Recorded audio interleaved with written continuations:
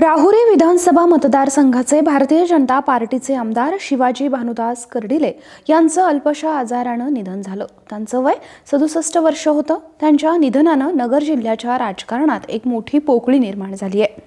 शिवाजी कर्डिले यांचा राजकीय प्रवास हा बृहानगर गावच्या सरपंचपदापासून ते आमदारकीपर्यंत झपाट्याने घडला। त्यांचा मूळ व्यवसाय दूध व्यवसाय असला तरी समाजातील कार्यामुळे त्यांनी लवकरच राजकारणात स्थान निर्माण केलं। राष्ट्रवादी काँग्रेसचे आमदार संग्राम जगताप यांचे ते सासरे होते। शिवाजीराव कर्डिले हे राहुरी विधानसभा मतदारसंघाचे भाजपचे विद्यमान आमदार होते। नगर शहराजवळ असणाऱ्या बृहानगर गावचे सरपंच ते आमदार माजी मंत्री असा त्यांचा राजकीय प्रवास राहिलाय। काँग्रेस, राष्ट्रवादी काँग्रेस, भाजपा अशा पक्षातून त्यांनी काम पाहिलंय। शिवाजी कर्डिले हे 2009 मध्ये अपक्ष म्हणून प्रथम निवडून आले होते। त्यानंतर त्यांनी राष्ट्रवादी काँग्रेसकडून लोकसभा निवडणूक लढवली होती, त्यात त्यांचा पराभव झाला होता।